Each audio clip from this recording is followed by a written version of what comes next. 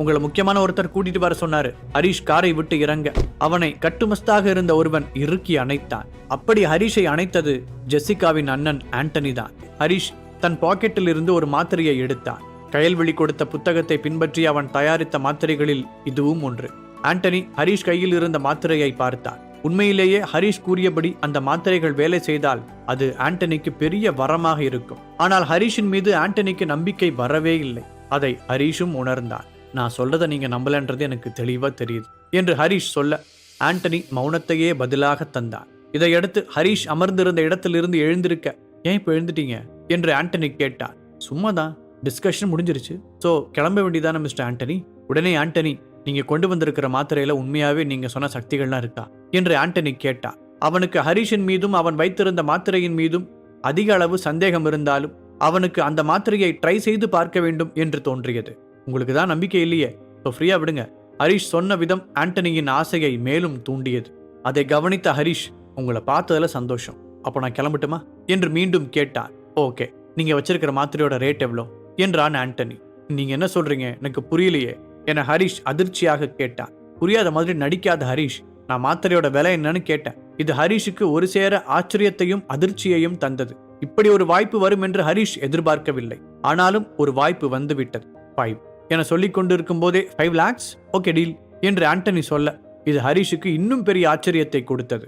அவன் ஜஸ்ட் 5,000 என சொல்ல வந்தான். ஆனால் ஆண்டனி அதை இவ்வாறாக புரிந்து கொண்டான். என்னோட கஸ்டமர்ஸை நான் என்னைக்கும் டிசப்பாயிண்ட் பண்ணதில்லை மிஸ்டர் ஆண்டனி, அப்போ மாத்திரையை என்கிட்ட ஹேண்ட் ஓவர் பண்ணலாமே என்று ஆண்டனி கேட்க ஹரிஷும் மாத்திரையை நீட்டினான்.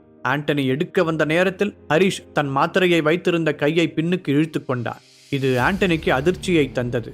என்னாச்சு, நான் பணம் தரமாட்டேன்னு நினைச்சு இப்படி பண்றீங்களா ஹரிஷ் என ஆண்டனி யோசனையாக கேட்க, அப்படிலாம் இல்லை, ஆனா நான் வெறும் 5 லட்சத்துக்கு மட்டும் இந்த மாத்திரையை உங்கள்கிட்ட கொடுக்கறதுன்னு நான் சொல்லவே இல்லையே என்று ஹரிஷ் பீடிக்கை போட இது ஆண்டனிக்கு மேலும் குழப்பத்தை தந்தது. பின்ன வேற என்ன வேணும், இன்னும் அதிகமா பணம் வேணுமா? இதை கேட்டதும் ஹரிஷின் பார்வை அங்கு டேபிள் மீது இருந்த ஒரு ஜுவல்லரி பாக்ஸ் மீது விழுந்தது. அந்த பாக்ஸில் ஒரு ரிங் இருக்க அதை ஹரிஷ் உள்ளே வரும்போதே பார்த்திருந்தான். அது அவனை கவர்ந்திருந்தது. ஹரிஷின் பார்வை அது மீது விழவே, உங்களுக்கு அந்த ரிங் வேணுமா என ஆண்டனி குறிப்பறிந்து கேட்டான். ஹரிஷ் தன் கண்களாலேயே ஆம் என சொல்ல உடனே ஆண்டனி அந்த ரிங்கை ஹரிஷிடம் கொடுத்தான். அதே நேரம் பணத்தையும் ஹரிஷின் அக்கவுண்டிற்கு டிரான்ஸ்பர் செய்தான். அங்கிருந்து நேராக அவனது பிளாட்டிற்கு சென்றான்.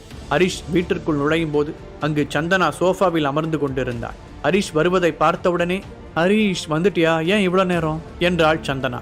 பாரா, இப்படி கேட்கிற அளவுக்கா நீ என்ன மிஸ் பண்ண பேபி என்று செல்லமாக ஹரிஷ் கேட்க இதற்கு பதிலேதும் சொல்லாத சந்தனா, நீ சரியான நேரத்துக்கு தான் வந்திருக்க, சீக்கிரம் கிளம்பு, நாம் ஒரு இடத்துக்கு போகணும். என்னோட அம்மாவோட ஸ்கூல் ரீயூனியன் ஹரிஷ், அவங்க ஃப்ரெண்ட்ஸ் எல்லாம் வந்திருக்காங்க, கூடவே அவங்களோட ஃபேமிலியையும் கூட்டிட்டு வராங்க, அதான் அம்மா என்னையும் கூப்பிட்டாங்க என்று தயங்கி சொன்னவள், இப்போ நாம அங்க போறோம், லொகேஷன் இதுதான் என்று கூறி தன் மொபைல் ஸ்கிரீனையும் காட்டினாள். அவர்கள் சென்றது அடையாறில் இருந்த ஒரு கஃபே ஷாப். பார்க்கவே மிகவும் அழகாக அதே நேரம் சிம்பிளான ஒரு தோற்றத்தை கொண்டிருந்தது. இங்கேயா ரீயூனியன் நடக்குது என்று ஹரிஷ் கேட்டான். எஸ் என்று சந்தனா சொல்ல, அப்படி நடக்கிறதுக்கான எந்த அறிகுறியும் இல்லையே என்று கூறியபடியே ஹரிஷ் காரை விட்டு இறங்கினான். பேக் சைட்ல பார்ட்டி ஹால் இருக்கு ஹரிஷ், அங்க நடக்குது, நீ வா நம்ம போலாம் என்று சந்தனா சொல்ல ஹரிஷ் அவளுடன் நடந்து சென்றான். இருவரும் உள்ளே நுழைந்த நேரம் திலகா தன் தோழிகளுடன் பேசிக் கொண்டிருந்தாள். ஹரிஷ் நின்று அனைத்தையும் பார்க்க சந்தனா திலகாவிடம் சென்றாள். திலகா சந்தனாவை பார்த்ததும் புன்னகைத்தவள், எப்படிமா வந்த என்று கேட்க, ஹரிஷ் தான் கூட்டிட்டு வந்தாரு என்று கூறியபடியே அவனை நோக்கி கை காண்பித்தாள் சந்தனா. அவனை பார்த்ததும் திலகா முகத்தில் அதுவரை இருந்த புன்னகை திடீரென்று விலகியது. அவளால் அவனை வெளியே போ என்றும் சொல்ல முடியவில்லை. இவ உன் பொண்ணுதானே, பார்த்து எவ்வளோ நாள் ஆச்சு, செம்ம அழகா இருக்கா என்று திலகாவின் தோழிகளில் ஒருத்தி கேட்க, திலகாவின் இன்னொரு தோழியான Hema, not only she is beautiful girl, she is intelligent too என்று சொன்னாள். இதை கேட்டதும் சந்தனா இருவருக்குமே தேங்க்ஸ் என்று சொன்னாள். நீ இப்போ செஞ்சிட்டு இருக்கிற வேலையை பத்தி உங்க அம்மா சொன்னா, இட்ஸ் ரியலி இம்ப்ரெசிவ் என்று ஹேமா சொல்ல, இதையெல்லாம் கேட்டதும் சந்தனாவின் முகத்தில் மட்டுமல்லாமல் திலகாவின் முகத்திலும் சந்தோஷம் குடிகொண்டது. இதையடுத்து மற்றவர்கள் தங்களின் பிள்ளைகளை சந்தனாவுக்கு அறிமுகப்படுத்தினர். அந்த நேரத்தில், சந்தனா, இவர்தான் அந்த ஹரிஷா என்று ஹேமா ஹரிஷை கை காண்பித்தபடி கேட்டாள். சந்தனா உற்சாகமாக ஆமாம் என்றாள். உடனே ஹேமா ஹரிஷ் அருகில் சென்று, யூ லுக் ஹேண்ட்சம் என்றாள். இதை கேட்ட ஹரிஷ் புன்னகைத்தபடியே தேங்க்ஸ் என்றவன் அதோடு, you look gorgeous missus Hema என சொல்ல, அதை கேட்டு சிரித்த ஹேமா, ஹரிஷ் எங்க ஒர்க் பண்றீங்க, என்ன பொசிஷன்ல இருக்கீங்க என கேட்க திலகா திடீரென இருமினாள். ஹரிஷோ, நான் ஒரு சின்ன கம்பெனிக்காக ஒர்க் பண்ணிட்டு இருக்கேன் என்ன சொல்ல ஹேமா விடாமல் என்ன ஒர்க் என்றாள். என் பாஸ்க்கு அக்கௌண்ட்ஸ்ல ஹெல்ப் பண்ணிட்டு இருக்கேன் என ஹரிஷ் சமாளிக்க, என்ன சன் எதையுமே தெளிவா சொல்ல மாட்டேங்கிற, நீ பண்ற வேலைக்கு ஒரு டைட்டில் இருக்கும்ல, உன் சின்ன கம்பெனிக்கு ஒரு நேம் இருக்கணும்ல, அதென்ன என்று ஹேமா கேட்டாள். நான் ஒரு கிளர்க்கா ஒர்க் பண்ணிட்டு இருக்கேன் என ஹரிஷ் பதில் சொல்ல அங்கிருந்த அனைவரும் அதிர்ச்சியானார்கள். வாட், ஒரு கிளர்க்குக்கா திலகா தன்னோட பொண்ணை கட்டி கொடுத்திருக்கா என்று ஹேமா தனக்குள்ளே நினைத்தாள். ஹேமாவும் திலகாவும் நெடுநாள் தோழிகள். ஆனாலும் இந்த விஷயத்தை திலகா ஹேமாவிடம் சொல்லவில்லை. இதனால் அவள் அதிருப்தியுடன் காணப்பட்டாள். அங்கிருந்த அனைவரும் ஹரிஷை ஒரு மாதிரியாக பார்த்தனர். அவன் கிளர்க் வேலை செய்வதாக அங்கு தகவல் வேகமாக பரவியது. இதனால் திலகாவிற்கு அவர்கள் மத்தியில் மரியாதை குறைவு ஏற்பட்டதாக அவள் உணர்ந்தாள். கிளர்க்குன்றதுனால தான் இவ்வளவு நாள் என்கிட்ட எதுவுமே சொல்லலையா என்று ஹேமா ஹஸ்கி வாய்ஸில் திலகாவிடம் கேட்க, திலகா பதிலேதும் சொல்லாமல் சங்கடத்தில் சிரிப்பவர்கள் போல தன் முகத்தை வைத்துக் கொண்டாள். சரி பரவாயில்ல ஹரிஷ், கிளர்க்கா இருந்தா என்ன, ஒன்றும் பிரச்சனை இல்லை. அதான் சந்திரா நல்லா சம்பாதிக்கிறாளே, அவ உன்னை எப்படியும் நல்லா பார்த்துப்பா. ஆல்ரெடி அவ தான் உன்னை பார்த்துக்கிட்டு இருக்கான்னு நினைக்கிறேன், அது அப்படியே தொடரட்டும் என்று நக்கலை ஒழித்து வைத்தபடியே பேசினாள் ஹேமா. இது திலகாவுக்கு மேலும் கடுப்பை கிளப்பியது. நியாயப்படி பார்த்தால் இப்போது திலகாவுக்கு ஹேமா மேல்தான் கோபம் எழ வேண்டும். ஆனால் அவளுக்கோ எப்பவும் போல ஹரிஷின் மீது மட்டுமே கோபம் வந்தது. திலகாவின் முகம் மாறியதை சந்தனா கவனித்தாள். அதோடு ஹரிஷ் இன்சல்ட் செய்யப்படுவதையும் அவள் உணர்ந்தாள். சே, நாம் இங்க ஹரிஷை கூட்டிட்டே வந்திருக்கூடாது, அவன் அப்பவே கேட்டான், எல்லாம் ஏன் தப்பு தான் என்று சந்தனா தனக்குள்ளே வருந்தி கொண்டிருந்தாள். அப்போது ஹேமா நின்ற இடத்தில் இருந்தே ஒரு இளைஞனுக்கு கை காட்டினாள். அவன் மெல்ல ஹேமாவை நோக்கி நடந்து வர, ஹாய் ஃப்ரெண்ட்ஸ், இந்த ஒரு அருமையான நாள்ல நான் உங்களுக்கு ஒரு ஹாப்பி நியூஸை சொல்ல போறேன் என்று ஹேமா எல்லார் முன்னிலையிலும் சொன்னார். அவர்கள் அனைவரும் ஹேமா என்ன சொல்ல போகிறாள் என்று ஆவலுடன் காத்திருக்க, இந்த மாசம் 26ஆம் தேதி என் பொண்ணுக்கு மேரேஜ், அவ மேரேஜ் பண்ணிக்க போற மாப்பிள்ள இதோ இவர்தான் மிஸ்டர் பரத் என்று ஒரு இளைஞனை அழைத்தாள். அனைவரும் அவனை பார்த்து ஆரவாரம் இட்டனர். பரத் அங்கிருந்தவர்களை பார்த்து வணக்கம் சொன்னார். உடனே பரத்துடன் கைகோர்த்தபடியே ஹேமாவின் மகளும் நின்றாள். பரத் குறித்து அங்கிருந்த அனைவரும் விசாரித்தனர். அவன் ஒரு பெரிய கம்பெனியில் மேனேஜராக இருப்பது அனைவருக்கும் தெரிய வந்தது. இது ஹேமாவுக்கு பெருமையை கொடுக்க திலகாவுக்கோ மேலும் வருத்தத்தை கொடுத்தது. ஹேமா பரத்தை திலகாவிடம் பிரத்யேகமாக அறிமுகப்படுத்தி வைத்தாள். பரத், ஆக்சுவலி உன்னால திலகாவுக்கு ஒரு ஹெல்ப் பண்ண முடியுமா என ஹேமா கேட்க, இது திலகாவுக்கும் சந்தனாவுக்கும் அதிர்ச்சியை கொடுத்தது. திலகாவோட மருமக ஹரிஷ், அவன் இப்போ ஒரு சின்ன கம்பெனில கிளர்க்கா ஒர்க் பண்ணிட்டு இருக்கான். அவனுக்கு உன்னோட பவரை யூஸ் பண்ணி கொஞ்சம் பெட்டர் ஜாப் வாங்கி தர முடியுமா என்றாள் ஹேமா. அவள் அப்படி கேட்டது திலகாவுக்கு மேலும் அவமானத்தை கூட்ட சந்தனாவுக்கோ கடும் சங்கடமாக இருந்தது. இருவரும் ஒரு சேர ஹரிஷை பார்த்தனர். இவன் ஏன் இன்னும் இங்க நின்று எங்களை அசிங்கப்படுத்துறான், முதல்ல இவனை இங்கிருந்து துரத்தணும் என தனக்குள் நினைத்தபடியே திலகா ஹரிஷை நோக்கி வேக வேகமாக சென்றார். திலகா வரும் வேகத்தை பார்த்த உடனேயே ஹரிஷுக்கும் எதுவோ ஒன்று நடக்கப் போகிறது என்பது தெரிந்தது. அது சந்தனாவுக்கும் புரிந்தது. நீ எதுக்கு ஹரிஷை கூட்டிட்டு வர போற, நாமளே போவோம். ஹாய் ஹரிஷ், இவர் தான் என் மருமக, இவர் கம்பெனியில் உனக்கு ஒரு ஜாப் கேட்டிருக்கேன், ரெஸ்யூம் மட்டும் ஃபார்வர்ட் பண்ணிடு என்று ஹேமா சொல்ல, கடவுளே இன்னும் என்னெல்லாம் இங்கே பார்க்கணுமோ என மனதுக்குள்ளே நொந்து கொண்ட ஹரிஷ் சரி என்று தலையாட்டினான். உள்ள நடக்கிறதெல்லாம் உனக்கு இன்சல்ட்டா இருக்குன்னு எனக்கு புரியுது, நீ கொஞ்ச நேரம் இங்கே இரு, நான் சீக்கிரமா வந்துடுறேன். சாரி ஹரி என்று கூறிவிட்டு சந்தனா மீண்டும் உள்ளே சென்றாள். என்னாச்சு சந்தனா, ஹரிஷ் ஏன் வெளியே போயிட்டாரு என்று ஹேமா விசாரிக்க, ஆபீஸ் ரிலேட்டட் கால் ஒன்று அதான் என்று சந்தனா சமாளித்தாள். கமான் சந்து, டாப் பொசிஷன்ல இருக்கிற உனக்கும் சரி என் மாப்பிள்ளைக்கும் சரி எந்த காலும் வரல, ஆனா உன் கிளர்க் ஹஸ்பண்டுக்கு வருதா என்று ஹேமா குத்தலாக பேச, அம்மாவின் தோழி என்பதால் சந்தனா பதில் எதுவும் சொல்லாமல் அமைதியாக இருந்தாள். சரி ஃப்ரீயா விடு என்று கூறிவிட்டு வேறு டாபிக்குகள் பேச ஆரம்பித்தாள் ஹேமா. பார்ட்டி ஹாலுக்குள் அனைவரும் பேசி சிரித்து கொண்டிருக்க ஹரிஷ் உள்ளே மீண்டும் வந்தான். அவனை பார்த்ததும், இப்ப எதுக்கு உள்ள வந்த, எங்களை அசிங்கப்படுத்தவா, இதுவரைக்கும் நீ பண்ணதே போதும், வெளியே போய் நெல்லு என்று மெதுவாக ஹரிஷிடம் சொன்னாள் திலகா. சந்தனாவும் அவன் அருகில் வந்து, ஏன் ஹரிஷ் வந்த, வெளியே வெயிட் பண்ணு, நான் தான் வரேன்னு சொன்னல, இவங்களெல்லாம் மாற்றவே முடியாது, எல்லாம் ஏன் தப்பு தான் என கண் கலங்க இருவரின் பேச்சையும் அவன் கேட்காமல் அப்படியே நின்று கொண்டிருந்தான். அந்த நேரத்தில் ஹரிஷ் சார் என்று வெயிட்டர் ஒருவன் கேட்க, எஸ் என்றான் ஹரிஷ். அந்த வெயிட்டர் ஹரிஷிடம் ஒரு கிஃப்ட் பேக் ஒன்றை கொடுத்தான். அதை சந்தனாவும் திலகாவும் ஆச்சரியமாக பார்த்தனர். என்னதான் அத்தைக்கு தன்னை பிடிக்காது என்றாலும் அவள் எண்ணத்தை கொஞ்சம் மாற்ற நினைத்து அவளுக்கு கொஞ்சம் கௌரவத்தையும் கொடுத்து பார்ப்போம் என்று நினைத்தே ஹரிஷ் இதை செய்திருந்தான். திலகாவுக்கு ஹரிஷின் கிஃப்டின் மீது எந்த நம்பிக்கையும் இல்லை.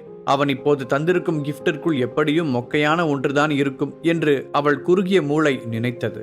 அதை வாங்கி கையில் மட்டும் வைத்துக் கொண்டாள். திலகா, கிஃப்ட் ஓபன் பண்ணு, அதுல என்ன இருக்குன்னு பார்க்கணும்ல என ஹேமா சொல்ல, இப்ப எதுக்கு ஹேமா, செலிப்ரேட் பண்ண நிறைய இருக்கு, அப்புறம் பார்த்துக்கலாம் என்று திலகா சொன்னாள். நோ நோ நோ, இப்பவே ஓபன் பண்ணு, என்று ஹேமாவும் மற்ற தோழிகளும் கூற திலகா கிஃப்டை வேறு வழியில்லாமல் ஓபன் செய்ய அதில் இருந்ததை பார்த்து திலகா திகைத்து விட்டாள். ஹேமாவின் கண்கள் ஆச்சரியத்தில் விரிந்தன. சந்தனா ஹரிஷை அதிர்ச்சியாக பார்த்தாள்.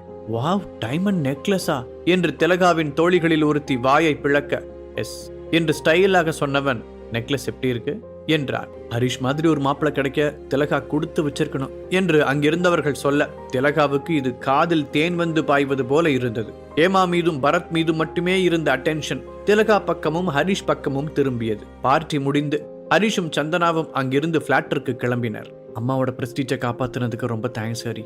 ஆனா இவ்வளோ காஸ்ட்லியான டைமண்ட் நெக்லஸை கிஃப்ட் தர அளவுக்கு உனக்கு ஃப்ரெண்டு யாரு ஹரி என்று சந்தனா கேட்டாள். ஒரு ஃபாரின் ஃப்ரெண்ட் என்கிட்ட இருந்து ஒரு டைம் பணம் வாங்கியிருந்தான். அதை இப்போ இப்படி திருப்பி கொடுத்துட்டான். அவன் பார்ட்டி ஹாலை விட்டு வெளியே வந்ததும் ஐராவிற்கு கால் செய்து இம்மிடியட்டா நான் இருக்கிற லொகேஷனுக்கு ஒரு கிஃப்ட் வேணும் என்று சொன்னான். அவளும் ஓகே சொல்ல அப்படித்தான் அந்த டைமண்ட் நெக்லஸ் ஹரிஷிடம் வந்தது. இருவரும் பிளாட்டருக்கு திரும்ப சந்தனா உறங்கச் சென்றாள். ஹரிஷிற்கோ ஆண்டனிக்கு அந்த மாத்திரையை விற்றது ஞாபகம் வந்தது. உடனே அவன் அசிஸ்டன்ட் கமிஷனர் கயல் கொடுத்த புத்தகத்தை படிக்க ஆரம்பித்தான். அடுத்த நாள் விடிந்தது. ஹரிஷ் எழுந்து ஆபீஸுக்கு புறப்பட்டு சென்றான். அந்த ஆண்டனி நமக்கு சரியான ஒரு ஐடியாவை கொடுத்திருக்கான். அதை அடுத்தடுத்த ஸ்டேஜுக்கு கொண்டு போலாமா வேண்டாமா என்று ஆபீஸ் சேரில் ஒய்யாரமாக அமர்ந்து கொண்டு ஹரிஷ் யோசித்துக் கொண்டிருந்தான். அதே நேரம் சந்தனாவிற்கு அவள் பாட்டியிடம் இருந்து அழைப்பு வந்தது. நம்ம ஃபேமிலி மீட்டிங் ஒன்று இருக்கு, அதுக்கு நீ வரணும் என்று கூற சந்தனாவும் சரி என்றாள். மீட்டிங் நடக்கும் இடம் தொடர்பான லொகேஷன் அவளுக்கு அனுப்பி வைக்கப்பட்டு இருந்தது. அந்த லொகேஷனை பார்த்ததும் சந்தனாவின் கண்கள் ஆச்சரியமடைந்தன. பொதுவாக சந்தனா குடும்பத்தின் மீட்டிங் என்பது அவர்களின் வீட்டுக்குள் தான் நடக்கும். ஆனால் இந்த முறை ஒரு ரிசார்ட்டில் பிளான் செய்யப்பட்டிருந்தது. அவள் உடனே இந்த தகவலை ஹரிஷுக்கு மெசேஜ் மூலம் தெரியப்படுத்தவும் செய்தாள். இதன் பின்னர் சந்தனா ரெடியாகி மீட்டிங் நடைபெறும் ரிசார்ட்டுக்கு சென்றாள். தங்களது ஃபேமிலி பிசினஸில் ஏற்பட்ட இழப்பை சரி செய்ய என்ன செய்யலாம் என்பதற்காகவே இந்த மீட்டிங் நடைபெறுகிறது என்பதை சந்தனா ஓரளவுக்கு அறிந்திருந்தாள். அடுத்த சில நிமிடங்களில் அந்த ரிசார்ட்டில் உள்ள ஒரு பிசினஸ் டிஸ்கஷன் ஹாலில் சந்தனாவின் முக்கிய குடும்ப உறுப்பினர்கள் குழுமியிருந்தனர். அனுராதா நடுவில் உட்கார அவரது வலப்புறமும் இடப்புறமும் நெடுக்க சேர்கள் போடப்பட்டிருக்க அதில் குடும்ப உறுப்பினர்கள் எல்லோரும் வரிசையாக அமர்ந்திருந்தனர். நம்ம குடும்பம் இப்படி ஒரு வீழ்ச்சியை சந்திச்சதே இல்லை. எல்லாம் நடந்து முடிஞ்சிருச்சு. இனி யாரையும் குத்த சொல்லியும் யூஸ் இல்லை என்று கூறி அனுராதா மதிவாணனை பார்த்தாள். அவரோ தலை குனிந்தபடியே இருந்தார். தன் அப்பாவை இப்படி பார்க்க சந்தனாவுக்கு மிகவும் கஷ்டமாக இருந்தது. யாரும் எதுவும் பேசாமல் அமைதியாகவே இருக்க. இப்போ நம்ம கிட்ட வெறும் 40% ஷேர்ஸ் மட்டும்தான் இருக்கு. இதை வச்சு நாம அடுத்த கட்டத்துக்கு போகணும். அரா கம்பெனி உள்ள வந்து நம்மள சேவ் பண்ணதெல்லாம் சந்தோஷம்தான். ஆனா அவங்க கைக்கு நம்ம 60% ஷேர் போயிடுச்சு. ஸோ மீதி நம்ம கையில இப்போ இருக்கிற 40% வச்சுதான் அடுத்த கட்டத்துக்கு போற வழியை பார்க்கணும். அதனால யாருக்கெல்லாம் என்னென்ன ஐடியா இருக்கோ அதை சொல்லுங்க என்று அனுராதா கூற அங்கிருந்தவர்கள் ஒருவரையொருவர் பார்த்தனர். சந்தனா அமைதியாக இருக்க அவளின் அப்பாவும் அமைதியாகவே இருந்தார். சில நிமிடம் அங்கு அமைதி மட்டுமே நீடித்தது. யாருக்கும் ஒரு ஐடியாவும் இல்லையா என்று அனுராதா கேட்க, என்கிட்ட ஒரு ஐடியா இருக்கு என்று எழுந்து நின்றான் கார்த்திக். சந்தனா உட்பட அங்கிருந்த எல்லோருமே கார்த்திக்கை பார்த்தனர். என்ன ஐடியா? எதா இருந்தாலும் சொல்லு, தயங்காம சொல்லு கார்த்திக் என்று அனுராதா கூற கார்த்திக் சொல்ல தயாரானான். பாட்டி, நம்மளோட 60% ஷேர் இப்போ அந்த ஹாரா கம்பெனி கிட்ட தான் இருக்கு. அதை நம்மளால திரும்பவும் இப்போதைக்கு வாங்கவே முடியாது. மெஜாரிட்டி ஷேர் அவங்க கிட்ட இருக்கிறதுனால அந்த ராகவ் கைக்கு தான் ஷேர்ஸோட இன்ட்ரெஸ்ட் எல்லாம் போகும். அதனால நாம இப்போ அந்த 60% ஷேரை மறந்துடுவோம் என்றான். அதையெல்லாம் அப்பவே மறந்தாச்சு, நீ விஷயத்துக்கு வா கார்த்திக் என்று விரக்தியான குரலில் அனுராதா சொல்ல, பாட்டி இப்போ நம்மளோட மீதி 40% ஷேர் இருக்கு. அதுல இருந்து ஒரு 10% ஷேரை நாம வித்துட்டோம்னா அதுல இருந்து நமக்கு ஒரு அமௌண்ட் வரும். அந்த அமௌண்ட்டை வச்சு ஒரு புது கம்பெனியை ஸ்டார்ட் பண்ணுவோம். இண்டஸ்ட்ரியில நமக்கு இருக்கிற எக்ஸ்பீரியன்ஸுக்கு நிச்சயமா நம்ம கம்பெனி சக்சஸ்ஃபுல்லா தான் போகும் என கார்த்திக் சொல்ல அனுராதா சிறிது நேரம் யோசித்தார். மற்றவர்களின் பார்வையோ அனுராதா என்ன சொல்ல போகிறார் என்பதிலேயே இருந்த நேரத்தில், ஐடியா நல்லா இருக்கு, எல்லாம் ஓகே கார்த்திக், ஆனா இம்மிடியட்டா நம்ம கிட்ட இருந்து 10% ஷேரை வாங்குற அளவுக்கு இங்க யார் இருக்கா? நமக்கு ஆதரவா இருந்தவங்களும் இப்போ நம்ம இருக்கிற நிலைமை தெரிஞ்சு உதவி பண்ண வரமாட்டேங்கிறாங்க. அப்படி இருக்கிறப்போ நீ சொல்ற மாதிரி 10% ஷேரை வாங்குற அளவுக்கு நம்பிக்கையான ஆள் யார் வருவா என்று அனுராதா கேட்டார். பாட்டி, நீங்க ஏன் அப்படி யோசிக்கிறீங்க? நாம் இப்போ ஹரா கம்பெனியோட ஜாயிண்ட் வெஞ்சர்ல இருக்கோன்னு வெளி உலகத்துக்கு நல்லா தெரியும். அதை நாம நமக்கு அட்வான்டேஜா மாத்திப்போம். ஹரா கம்பெனி பேர்ல இருக்கிற எல்லா நல்லெண்ணமும் இப்போ நம்ம கம்பெனி மேலேயும் ஆட்டோமேட்டிக்கா வந்துடும். ஸோ நமக்கு ஈஸியா பையர் கிடைப்பாங்க. நீ சொல்றது எனக்கு புரியுது கார்த்தி, ஆனாலும் வெளியிருக்கிறவங்க யாரும் முட்டாள் இல்ல. ஹரா கம்பெனியோட கூட்டணியில இருக்கிற ஒரு கம்பெனி ஏன் தன்னோட ஷேர்ஸை விற்குது? அப்போனா அதுல ஏதோ வில்லங்க இருக்குன்னு தானே எல்லாரும் யோசிப்பாங்க. நாம மற்றவங்க இடத்துல இருந்தாலுமே அப்படிதான் யோசிப்போம் என்றாள் அனுராதா. குடும்ப உறுப்பினர்களில் ஒருவரும், அத்தை சொல்றது சரிதான், நம்ம ஷேர்ஸை விற்க போனாலே ஏதோ வில்லங்க இருக்குன்னு நினைப்பாங்க. அப்படியே யார் வந்தாலும் அவங்க நாம சொல்ற மாதிரி 10% ஷேரையும் வாங்குவாங்களான்னு தெரியாது. என்று சொன்னார். இதையெல்லாம் கேட்ட கார்த்திக் சிரித்தான். அவன் சிரித்தது அங்கிருப்பவர்களுக்கு ஆச்சரியத்தையும் அதிர்ச்சியையும் ஒரு சேர தந்தது. கார்த்திக், நாங்க இப்ப எவ்வளவு சீரியஸா சொல்லிக்கிட்டு இருக்கோம், நீ என்னடானா இப்படி சிரிச்சுக்கிட்டு இருக்க என அனுராதா கோபமடைய, பின்னென்ன பாட்டி, நான் இப்படி ஒரு யோசனையை உங்கள்கிட்ட சொல்றேன்னா அதை பத்தி முழுசா யோசிக்காமல சொல்லியிருப்பேன் என்றான் கார்த்திக். நீ சொல்றது புரியல கார்த்திக், எதுவா இருந்தாலும் கொஞ்சம் நேரடியா சொல்லு என்று அனுராதா கூற, பாட்டி 10% ஷேரை ஒட்டுமொத்தமா வாங்குற அளவுக்கு எனக்கு ஒரு ஆளை தெரியும் என்று கார்த்திக் புன்னகைத்தபடியே கூறினார். இதை கேட்டதும் அங்கிருந்த எல்லோரும் அதிர்ச்சியாகினர். என்ன சொல்ற கார்த்திக், யாரது என்று அனுராதா கேட்க கார்த்திக் புன்னகைத்தபடியே இருந்தார்.